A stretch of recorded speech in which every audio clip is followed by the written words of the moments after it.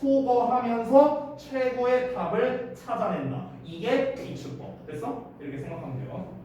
자, 개념이 중요하니까 설명했습니다. 그리고 순서 문제다 보니까 제가 이제 정답을 그냥 말을 해줘야 될 것 같은데 정답은 BAC예요. BAC. 근데 이게 문제로서 접근하면 사실 좀 어려운 문제였거든요. 그러니까 이 문장 다음에 B가 나온다는 거는 사실 좀 맞추기가 어려워요. 근데 미리 말하면요, A 다음에 C가 나오는 게 좀 확실하거든. 그러니까 A 다음에 C가 나오는 게 확실하기 때문에 정답이 1번 아니면 2번이야. 맞죠? A 다음에 C 나오는 거는 1, 2번밖에 없잖아요, 지금. 그래서 정답이 1번 아니면 2번인데 이 정답에 대한 건 좀 이따가 말씀을 드릴게요. B번부터 보자. 자, 종종 우리가 are presented 제시를 받아요. with certain experience 특정한 경험을 제시를 받습니다. 그리고 are called upon 요구를 받아요. 뭐 하도록 to offer some sort of explanation for them 그들에 대한 어떤 종류의 설명을 제공하기를 요구받는답니다. 됐어? 이건 이제 설명하는 거야. 앞에서 기출법에 대한 정의를 말했잖아. 근데 그 한 문장만으로는 기출법이 뭔지 좀 파악하기 어려울 수 있겠죠. 그래서 이제 좀 더 부연 설명을 하는 겁니다. 자, 너가 만약에 어떤 특정한 그런 현상 또는 특정한 상황이 주어졌어. 그러면은 그 상황을 설명하도록 요구받는 경우가 있다고요. 왜 이런 상황이 생긴 거야? 왜 이런 문제가 생긴 거야? 설명해봐 하는 그런 상황이 생길 수 있다고. 자, 그런데 문제가 하나 있대요. 어떤 문제가 있냐면 우리가 그런 상황에서 설명을 해야 될 거 아니야. 그 현상에 대한 설명을 해야 되는데 우리가 자주 접하는 문제가 뭐냐면은 바로 대절이야. 대절이야가 뭐냐면 given body of data 주어진 많은 자료가 may not determine 결정을 지을 수 없다는 거고요. 또는 force 강요할 수 없는 거야. 우리가 단 하나의 설명을 받아들이도록 강요할 수가 없다는 겁니다. 됐어요? 아까 말했던 거야. 내가 어떤 경험을 했어. 자, 나에게 주어진 현상이 바로 이겁니다. 야, 비가 왜 내려? 이게 나한테 주어진 경험, 나한테 주어진 어떤 이제 현상이에요. 그럼 이거를 설명해봐 라고 해. 근데 설명을 하는데 비가 왜 내리지? 라고 딱 단 하나의 설명만을 받아들이게끔 할 수 없게 된다는 거예요. 왜? 데이터가 너무 많거든. 그러니까 TMI로 가득 차 있어, 내 머리가. 그러다 보니까 비가 내리는 게 이래서도 되지 않을까? 저래서도 되지 않을까? 또 그래서도 되지 않을까? 너무나 많은 정보가 있는 거야. 그러니까 이 수많은 정보에서 하나를 딱 골라서 비가 내리는 이유는 정확히 이 때문이다 라고 하기는 사실 되게 어렵다는 거죠. 그래서 기출법을 써야 된다는 거예요. 이 필자가 말하고 싶은 거예요. 자, 다음 내용. 자, A 내용인데요. Unsettling as it seems. 자, 이 부분은 구조를 좀 잠깐 여기 잠깐 치울게요. 형용사 보어 나오고 as 나오고 주어 동사 나오는 거거든요. 이 형식 동사예요. 얘가 뭐랑 똑같냐면은 보어의 주어 동사 보어랑 똑같아요. 됐어요? 그러니까 비록 뭐뭐 할지도 비록 뭐뭐 할지라도. 그래서 이거랑 똑같은 말이라고. 비록 뭐뭐 할지라도 뭐뭐임에도 불구하고 똑같은 말이야. 근데 얘를요 이런 패턴으로도 쓸 수 있다는 거예요. 실제로 우리 그 고등어법에서 이 양보의 부사절 도치구문 관련해서 할 때 이 내용이 나옵니다. 그래서 간혹 가다가 어법이나 구문 같은 걸로 나오는 경우도 있는데 해석이 중요하니까 일단은. 그래서 형용사보를 앞으로 빼고 as 주어 동사 이렇게도 쓸 수 있다. 중요한 건 뭐다? 이렇게 해석하면 돼요. 뭐뭐임에도 불구하고 해석하면 됩니다. 그럼 unsettling이 여기서 형용사보고 as 나왔죠? 그리고 주어 동사 나왔습니다. 이렇게 생긴 거야. 자, 그러면은 seem 뭐뭐처럼 보일지라도 unsettling sett는 정착한 건데 unsett는 정착을 못한 거죠. 여기 갔다 여기 갔다 이랬다 저랬다 흔들리는 불안한 이런 뜻이 됩니다. 자, 그러면 불안한 마음이 들지라도 some philosophers 몇몇 철학자들은 have even argued 주장을 해왔대. 대절이야를 for any possible body of evidence. 자, 어떤 가능한 많은 양의 증거에 대해서 there will always be a variety of explanation. 다양한 설명이 항상 있을 거라고 주장해왔답니다. 어떤 거가 일치하냐? 그것과 일치하는. 자, 이게 뭔 말이냐면요. 아까 내가 비가 내리는 현상이라고 했잖아요. 그렇죠? 그럼 이거에 대해서 too much information이 있는 거야. 너무나 많은 TMI가 있는 거라고. 너무나 많은 정보가 있는 거라고. 정보가. 그러니까 많은 증거에 대해서 뭐가 있냐면 다양한 설명이 항상 항상 존재할 수밖에 없다는 거예요. 자, 다른 예시로 들어줄게요. 예를 들면 이런 거야. 만약에 서연이가 쌤한테 와갖고 쌤, 제가 단어를 잘 못 외우겠어요. 어떻게 하면 단어를 잘 외울 수 있을까요? 이렇게 물어봤어. 나에게 주어진 현상이죠. 그러면 나는 대답을 할 때 이렇게 만약에 대답을 한거 줘봐. 아니 단어를 잘 외울 수 있는 방법을 그러면 이제 내가 설명을 해줘야 될 거 아니야. 근데 이 설명을 할 수 있는 게 한두 개겠어요? 엄청나게 많을 거 아니야. 누적식으로 뭐 외워라, 아니면은 뭐 반복해서 외워라, 처음에 표제어부터 해라, 뭐 읽으면서 해봐라, 써보면서 해봐라, 뭐 엄청 많을 거 아니야. 내가 그냥 대충 말해도. 그러니까 그 단어를 잘 외우는 방법과 부합하는 다양한 설명이 항상 있을 수밖에 없잖아요. 어떤 현상이든 간에. 맞죠? 막 지범이가 어떤 여자애가 마음에 들어. 쟤한테 고백하고 싶은데 어떻게 고백할까요? 방법이 한두 개야? 그럼 내가 말해야겠지. 네가 성형수술을 해라, 뭐 돈을 한 100억 갖고 있어라, 뭐 여러 가지를 말할 수 있잖아. 근데 내가 거기다 대고 만약에 설명을 할 때 아니 그냥 케바케야, 그냥 사람마다 달라 이렇게 말해버리면 이거는 사실 제대로 된 설명은 아니잖아요. 그렇죠? 기껏 서연이가 지범이가 날 믿고 와갖고 지범이가 나한테 와서 연애 상담을 했는데 네가 얼굴이 그런 걸 어떻게 해? 내가 이렇게 말해버리면 안 되잖아. 설명을 해줘야죠. 주어진 상황에서 잘 어떻게든 성공하고 해야 될 거 아니야. 그러니까 귀추법을 쓰라는 거예요. 지금 이 필자가 하는 말은 여러 가지 케바케가 있는데 그래도 지금 이 나한테 이제 질문한 두 친구의 각자의 주어진 상황이 있고 그럼 이 상황에 맞는 최선의 설명 하나를 하나씩 소거해 가면서 나는 제시해 줄 수 있을 거 아니야. 그렇잖아. 그러니까 그렇게 해주라는 거예요. 지금 이 사람이 말하는 거. 근데 몇몇 철학자들은 그렇게 말한다는 거죠. 이게 맞는 말이잖아. 케바케잖아. 다양하게 있잖아요. 그래서 이걸 주장을 한 게 귀안과 콰인이라는 사람이 이걸 주장을 했답니다. 자, 아까 말했다시피 A에서 C로 넘어가는 건 좀 명확하다고 했는데 그게 왜 그러냐면 their claim 때문에 그렇습니다. 그들의 주장. 그들의 주장이 뭔데요? 얘네가 귀안과 콰인이 한 주장이죠. 그래서 A에서 C로 넘어가게 되는 거예요. 일단 해석해보죠. However, 그러나 그들의 주장이 사실이든 아니든 그러니까 어떤 이제 현상에 대해서 증거가 많이 있고 그리고 그 증거가 많이 있다 보니까 설명할 수 있는 버전이 여러 개가 항상 있다. 항상 하나로 귀결될 수는 없다. 라는 이 주장이 사실이든 아니든 간에 어떤 상황에서 우리가 정말로 직면하는 상황에서요. 뭐에 직면하는데? 일련의 대안의 설명에 직면하는 상황에서 우리의 임무는 좋은 추론자로서 우리가 해야 하는 일은요 바로 뭐다? 결정을 내리는 거라고. 됐어요? 뭐를 결정하는 겁니까? 그 증거에 가장 부합한 설명들 중에 하나, 어떤 하나를 딱 집어서 결정을 내릴지를 해주는 게 좋은 추론자로서 하는 일이다. 내가 아까 얘기한 거잖아요. 서연이가 쌤 저 단어를 어떻게 외워야 될까요? 여러 가지가 있지만 그 중에서 내가 하나를 딱 집어갖고 이 중에서 어떤 걸 할까? 하나를 딱 집어갖고 이걸로 설명해 주는 거. 이게 좋은 추론자로서 가져야 하는 마음가짐입니다. 이렇게 정리를 하는 거죠. 자, 이거는 이제 좀 다른 이야기인데요. 이제 뭐 마지막 문장은 뭐 별거 아닙니다.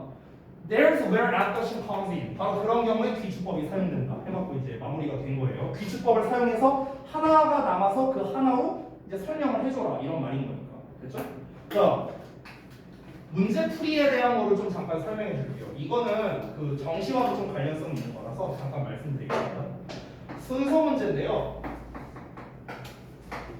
지금 이 글 같은 경우는요. 주어진 문장에서 B로 이어지는 거는 조금 어려워요. 왜냐면 처음에 정의가 나와버렸잖아.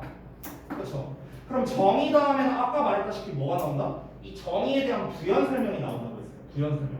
근데 지금 위에 보면은요.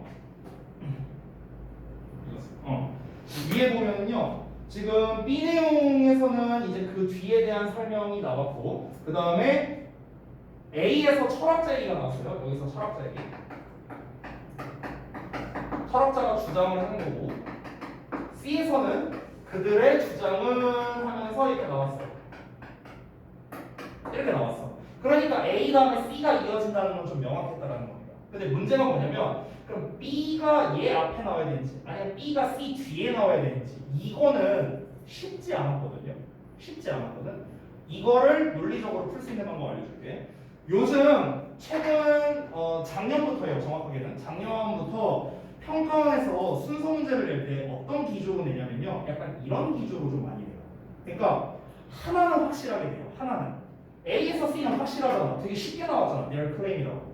근데 B가 앞에 나오냐 뒤에 나오냐가 문제 아니야. 지금 A 다음에 C는 확실한데 이게 정답이냐 아니면 이게 정답이냐 얘가 문제인 거잖아 지금. 그래서 보기가 둘 다 있잖아요 지금. 문제지를 보면은 이때 여기에서 저기 뭐냐 일단 주어진 문장에서 A로 이어지든 주어진 문장에서 B로 이어지든 크게 상관이 없어요 지금 논리적으로 봤을 때. 그러니까 이게 헷갈릴 수 있는데 가장 근거가 되는 건 뭐냐면 바로 이 부분이거든요.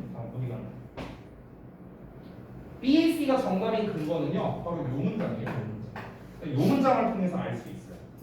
자, 잘 보세요.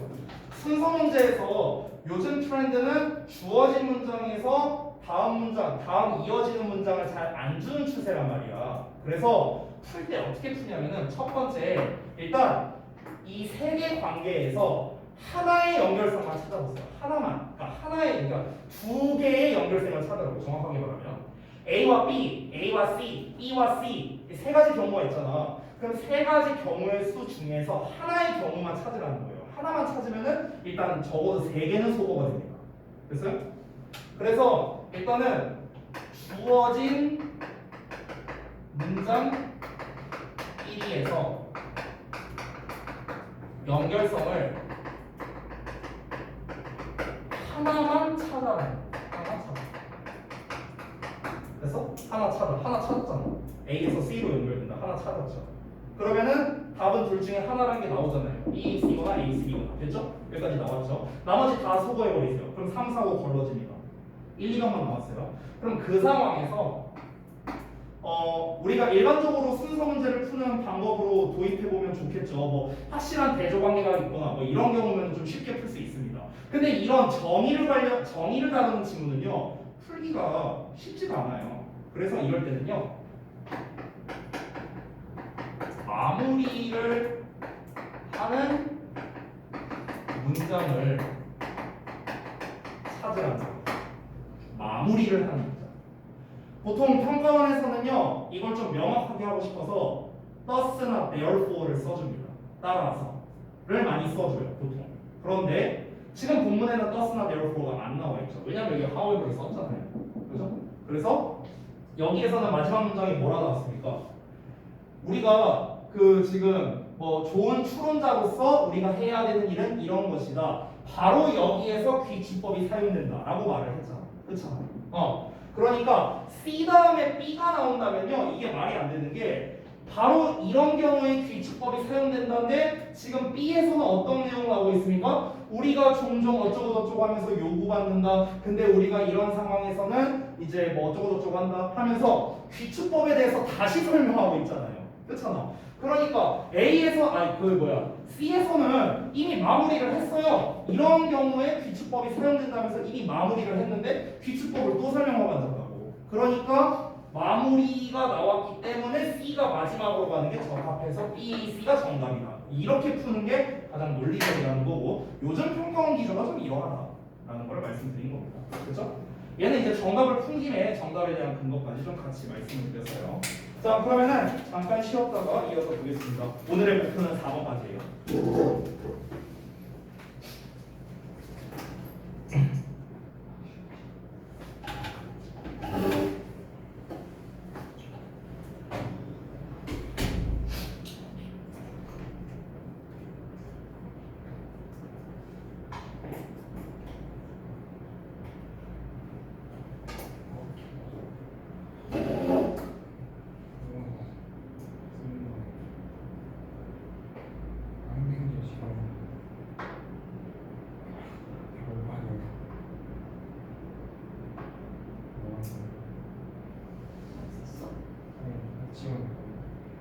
지원했다고? 내 생각대로 썼어.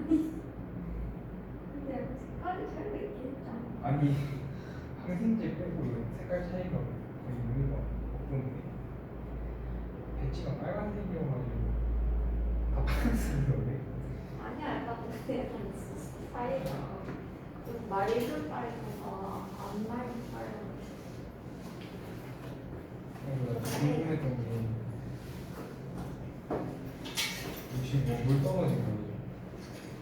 물 떨어진 거. 그건 뭐야? 물 떨어질 정도로 내지진 않았어. 내가 안에 습기가 찼던데. 아, 원래 있던 거야?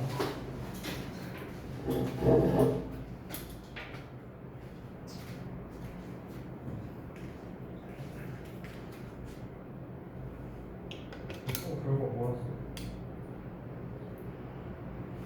결과?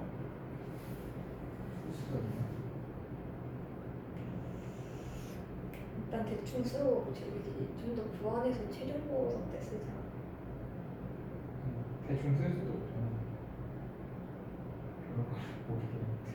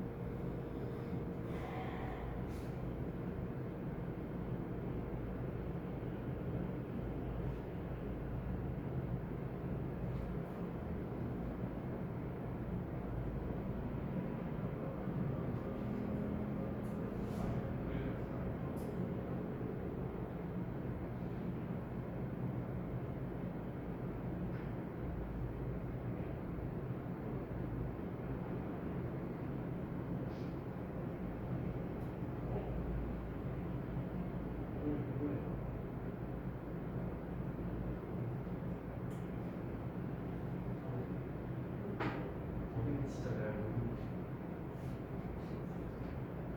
주영아 주영 근거지. 걔 근거 나 진짜 주영이 최대 실수. 어디가? 어? 어디가 왔어? 대만 왔어. 나 대만 입지망 썼거든. 제가 운동장에서 애들 팼대네 예진들. 깜짝 놀랐어. 대만 운동장에서 애들이 담배 폈음. 미친놈들이. 난 거기서 아주 순수하게 살아남았다니까 진짜. 민호하고 갔으면 아, 민호랑 내가 진짜 순수하게 살아남았어. 타락하는 데 의미했거든. 민호가 그냥 확실히 그냥. 대화장 겁나 무서웠대. 아니 대한민국 정숙도 하고. 뛴다 운동장에서 이렇게 죽었어 겁나 펴가지고 할 건데 왔거든. 아니 되게 웃긴 게 그거 보고 눈물 났대. 걔네들은 뭐야 범죄와 연결돼 있어. 그냥 인물이야. 아니 불안인들이랄까? 역시 우리 학교가 제일 좋았다. 아니고? 뭔 소리야? 아무 얼마나 좋아. 개소리 자체. 추천을 안 가.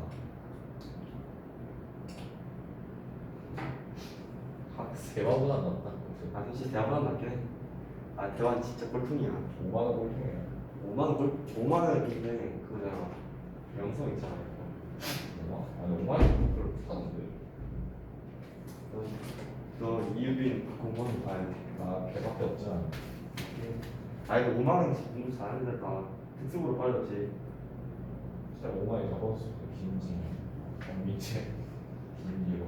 김우석은. 아니 김우석은 진짜세요. 여기 대화질이 않는데. 아 아니 아 뭐야 뭐 초고나기는. 아나 왜? 아니 김우석 같은 중. 아 김동완 3년 동안 친했으면서 왜 걔를 엄마 쪽에서 지금. 우석이 진짜 오바 중인 거야. 어? 오바 중인 거. 우석이 연애 아니야? 뭐 몰랐냐? 모르겠어. 무슨 자기만 했어 열심히. 뭐야? 무슨 자기만 열심히 했어. 자기가 야 근데 이거 말하지 말래. 좀 말하고 다니지 말래. 아니 학교에서 붙어 다니는데. 아니 너무 지금 넓잖아. 아니 키 세고 내고 다니면서 아니 미친놈 아니야. 안 해줄 거야. 근데 같은 판에서 사귀는 좀 미친이시네. 아니 근데 그거 한번 헤어지면 진짜 단분이 10초 나. 지금 10번에 사귀는 커플 4커플이야. 주정서 무석이에다 무식이에다. 성세가. 잘 나오고 있나 보려고. 잘 나오고 포함이야. 자, 앉아. 신이야. 너는 문과만이랑 사귀. 앉아, 자석들아. 나봉이야. 너는 그러면 어? 언제라고 하시지 않으시고 빨리 언제해. 진짜 오늘 왜안 해? 언제해야 된다고. 너네 재산 좀 그러봐. 준이야. 네? 자, 한번. 한번 보겠습니다. 왜 자꾸 갈고? 왜? 나만 밟을 거야. 한번 볼게요. 자, 볼봅시다. The links 관련성인데 between food consumption and lifestyles defined 어쩌고 여기까지가 링크를 꾸며줍니다. 그리고 이제 and 기준으로 여기 defined 어쩌고 나왔는데 defined이라고 이렇게 수식한다고 생각하면 돼요. 자, 그러면 음식 소비랑 생활 양식 간의 관련성이래요. 근데 그 생활 양식이 뭐로 정의되냐면요, 사회의 계층이죠. 그러니까 사회적 계층과 관련되어 정의되는 생활 양식 간의 그런 연관성이 전개되었답니다. 다양한 방식으로요. 16세기 이후로. 그래서 자, 근데 문장은 다 해석했는데 이게 뭔 말이야를 알아야겠죠. 다시 한번 볼게요. 음식의 소비예요.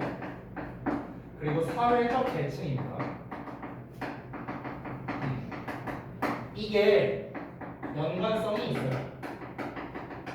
이게 연관성이 있는데 이게 16세기 이후에 다양화가 되었다. 그래서 이렇게 이해하시면 돼요. 그래서 그러니까 우리 왜 옛날에 그 16세기면 이제 1500년 되니까 우리나라로 따지면 조선시대잖냐. 근데 이제 조선시대 때 니네 이제 배우면 알겠지만 그때 당시에는 막 그 우리가 지금은 되게 흔하게 쓰는 막 설탕 막 이런 거 있잖아. 되게 귀한 음식이었죠. 설탕, 뭐 우유 뭐 이런 것들. 되게 이제 귀한 음식이었죠. 그래서 그런 것들은 좀 이제 고위 관료들이나 아니면 진짜 왕실에 있는 사람들만 뭐 이렇게 소비할 수 있는 거다. 즉 계층에 따라 음식 소비가 다르다. 그래서 이런 개념을 말하는 거예요. 근데 이 둘 간의 연관성이 16세기 이후에 여기서 잘 보셔야 돼요. 여기서 다양한 방식으로 전개됐다. 특히 다양한 방식이라는 게 내용상으로 되게 중요하거든요. 내용상으로 다양화가 됐어요. 그러니까 음식 소비와 사회적 계층이 관련성이 있고 이게 쭉 지속됐다 이게 아니에요. 쭉 지속됐다가 아니라 다양화됐다라는 게 중요한 말입니다. 다양화됐다. 여기에서 사실 여러분이 뭘 떠올릴 수 있다면 베스트냐면요. 다양화가 됐다라는 거는 계층에 따라 음식의 소비가 어떤 때는 차이가 있었고 어떤 때는 차이가 없구나. 그럼 차이가 있고 차이가 없어야만 다양한 거잖아요. 차이가 있기만 하면 다양한 게 아니잖아요. 이해돼요? 뭔 말인지? 아니 쉽게 말하면 아까 말했다시피 옛날에는 우유나 설탕이 귀했잖아요. 근데 지금 우유나 설탕이 귀해요? 여러분 우유나 설탕 못 먹어봤어요? 아니잖아. 그럼 지금은 어떻습니까? 사회적 계층과 음식의 소비의 관련성이 많이 희석된 거예요. 지금 현대는요. 누구나 먹을 수 있잖아. 그렇잖아. 근데 옛날에는 그렇지 않았죠. 옛날에 뭐 돈만 있다고 그 우유나 설탕을 구매할 수 있었냐? 아니었다는 거예요. 계층에 따라 달랐다는 거야. 계층에 따라. 됐어요? 그러니까 이 다양화라는 거를 여러분이 만약에 이 계층에 따라 소비가 달랐다. 계층에 따른 공간이 없어서 여기 아래다 쓸게요.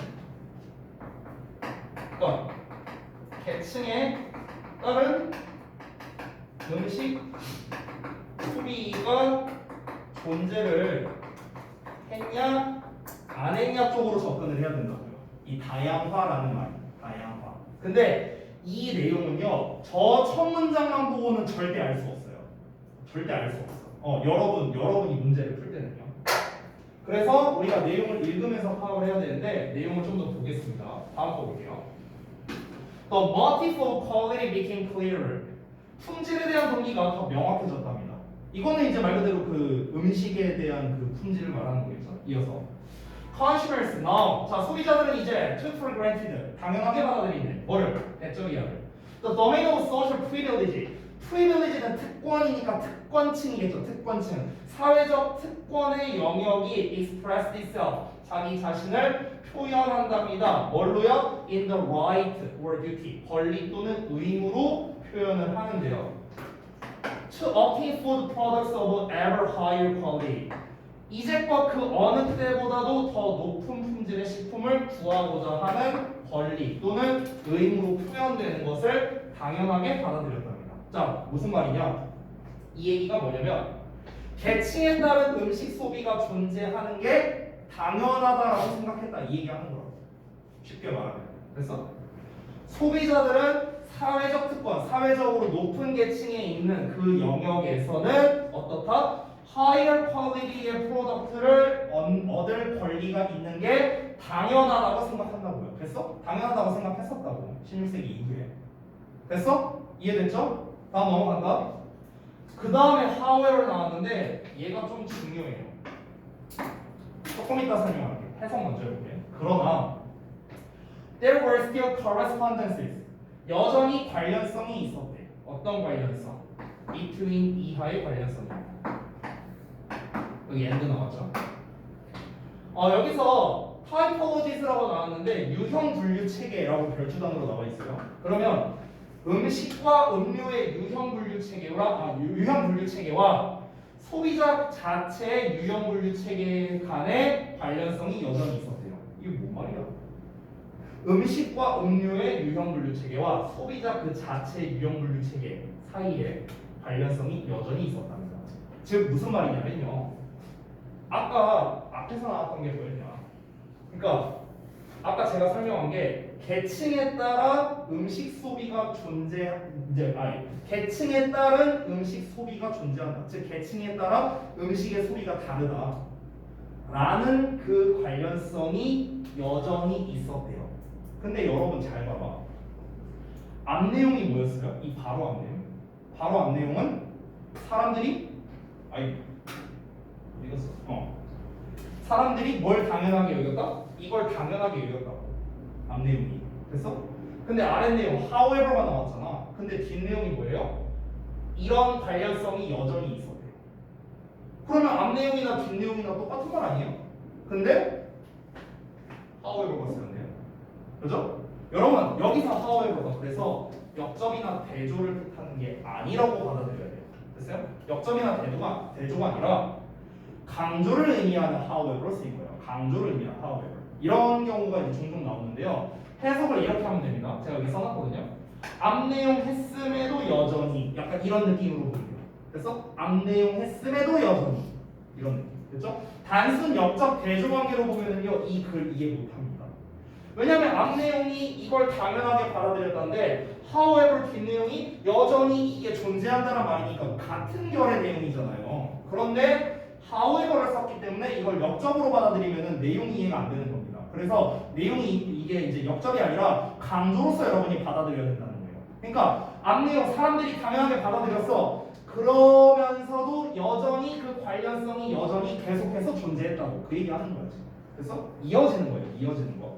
그래서 그에 대한 예시가 나오는데요. 다음 예시 보겠습니다. For example. 예를 들어서 18세기 유럽에서 커피는 여겨졌는데 지배적인 중산층이 부르주아 말하는 거예요. 그러니까 중산층의 음료로 여겨졌는데 반면에 초콜릿은요 귀족적인 걸로 여겨졌대요. 자, 그러면 예시로서 커피 얘기 나오고 있고 초콜릿 얘기 나오고 있어요. 커피는 뭐다? 중산층. 얘는 초콜릿은 귀족. 계급이 다르네요. 아까 전에 뭐라고 했어요? 음식 소비는 계층과 관련이 있다. 계속 얘기 나온 거잖아. 계층에 따라서 먹는 게 다르잖아요. 그죠? 지금 그 얘기한 거야. 그 다음 문장은 부연 설명한 건데 What must be applied here? 여기서 정의된 것은 was a clearly ideological 여기서 antitheses라고 나왔습니다. antitheses가 대립이라고 별수단으로 나와 있죠. 그러면 명백하게 이념적인 대립이었대요. 이게 무슨 말이냐면은 중산층들은 커피를 마시고 귀족은 초콜릿을 마신다. 이때 초콜릿은 차였잖아요. 옛날에는. 그러니까 중산층은 커피를 마시고 귀족은 초콜릿을 마신다라는 게 이념적 대립이었대. 이게 이념적 대립이라는 게 뭔데? 구현 설명 나옵니다. 전자는요, 즉 커피는요, 각성을 시켜주고요. 그리고 stimulate the mind, 마음을 자극해서 to work, 일하게 만든다는 거예요. 그리고 생산적이게 만든다는 거죠. 근데 반면에 the latter, 후자는요, 즉 초콜릿은요, was a drink, 음료였는데 for the inactive and lazy, 그러니까 활동적이지 않고 게으른 사람을 위한 음료였다 라고 나오고 있습니다. 그러니까 대립된다는 거죠. 무슨 말이냐, 커피 먹으면 커피 각성되잖아요. 그러니까 이제 먹으면은 잠 깨서 일해라 이런 개념이었다면, 초콜릿은 이제 좀 뭐랄까, 좀 이렇게 게으르고 이게 이제 단맛이 나니까 게으르고 좀 이렇게 활동적이지 않고 이런 사람을 위했다라는 거였죠. 얘는 부지런한 사람을 위한 음식이었다면은 얘는 게으른 사람을 위한 음식이었으니까 이념적으로 대립된다라고 이제 이야기를 한 겁니다. 어쨌든간 계층에 따른 음식 소비가 존재했다라는 걸 이야기하는 거죠. 자, 근데 그 다음에 however가 또 나왔거든. 여기서의 however는 진짜 역적이에요. 알겠죠? 그러나 그 다음 세기에, 즉 19세기에는요, 커피가 주어로 나왔으니까 얘를 기준으로 볼게요. 커피가요, had already become a popular beverage in France. 프랑스에서, 즉 유럽 국가 중 하나인 프랑스에서 유명한, 인기 있는, 대중적인 음료가 이미 됐답니다. 뭐처럼요? 폴란드와 잉글랜드에서 차가 그러했던 것처럼. 이렇게 나왔는데, 자, 잠깐 어법 설명 하나만 할게. 여기 had에 대동사라고 내가 써놨는데, 얘들아, as가 뭐뭐 하듯이라고 해석될 때 주어 동사가 도치가 될 수 있거든. 근데 이때 동사는요, 대동사예요. 조건이. 그래서 여기서의 had는 뭘 받아주는 거냐면 had become을 받아주는 거예요. 됐어? 즉 정확하게 해석하면 뭐냐, 프랑스에서 인기 있는 음료가 되었다면 커피가 네덜란드랑 영국에서 차가 인기 있는 음료가 된 것처럼 이렇게 해석하면 되는 거야. 됐어? 그러니까 had become인 거죠. had become. 됐어? 자, 그래서 이제 도치가 된 거고, 그래서 여기 had가 대동사, 가 주어 이렇게 된 겁니다. 자, 넘어가고. 자, 그래서 내용을 보자면, 잘 봐봐. 아까 전에 그 전 18세기에는 커피라는 거는 중산층이 먹던 그런 이제 음료였단 말이야. 근데 다음 세기가 되니까 유럽에서, 즉 프랑스에서 어땠대요? 대중적인 음료가 됐대요. 대중적인 음료가 됐다라는 거는요, 대중적이게 됐다는 건 결국엔 뭡니까? 계층 간 격차가 의미가 없어졌다라는 거랑 똑같은 말 아니에요? 대중적이라는 건 누구나 먹는다는 거잖아. 즉 계층 간의 차이로 인해서 소비되는 게 아니라는 거죠. 그 의미가 희석됐다는 거죠. 내가 아까 전에 첫 문장에서 뭐가 중요하다고 했었죠? 다양화라는 말이 중요하다고 했었어요. 다양화. 16세기 이후에 사회적 계층과 음식 소비의 관련성에 있어서 다양해졌다라고 했는데, 16세기에는 어땠대요? 아니, 계층에 따라 음식을 달리 먹는 게 당연한 거지 뭐, 이렇게 생각했다고. 18세기에는 그래서 어땠다?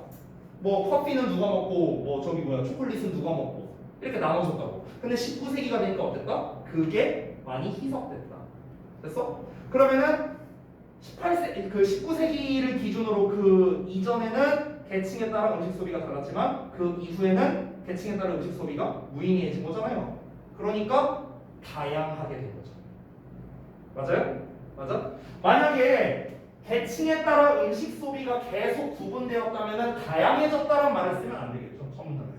다양한 게 아니잖아. 이게 쭉 지속됐다라는 거잖아요. 그렇죠? 그러니까 내가 처음에 말했잖아. 다양화라는 말이 이 글에서 되게 중요하다.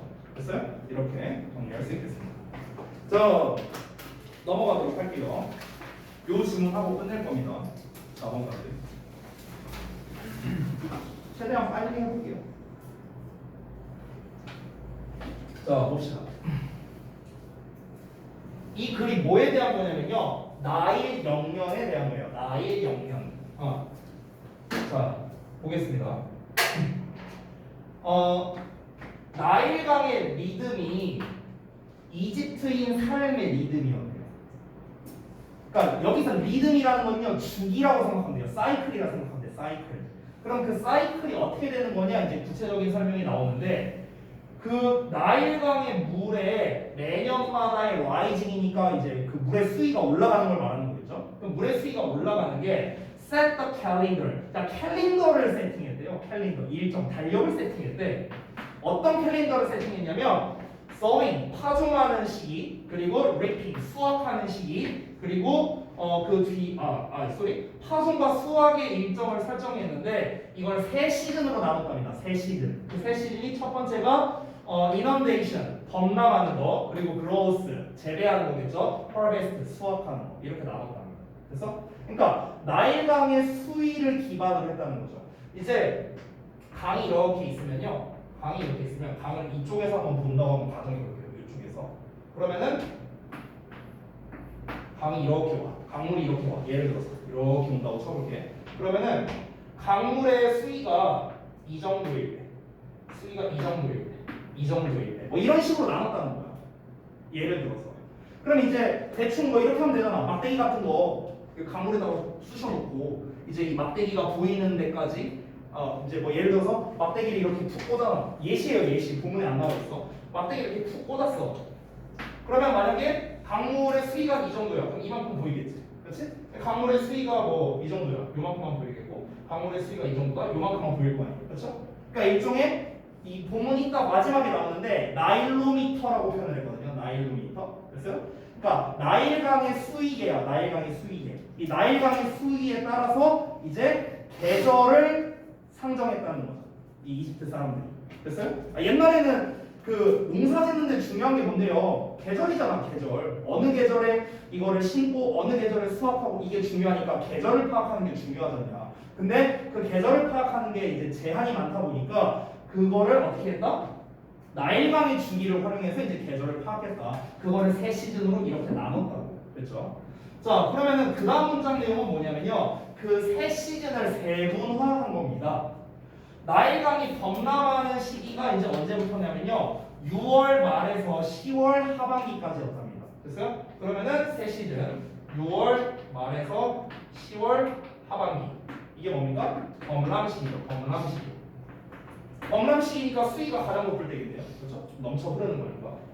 이러한 것이 brought the rich seal 비옥한 토사를 유입시켰는데요. 그리고 그 토사에서 crops were planted. 그 작물이 심어졌답니다. 그리고 재배됐답니다. 언제? 10월 하반기에서요.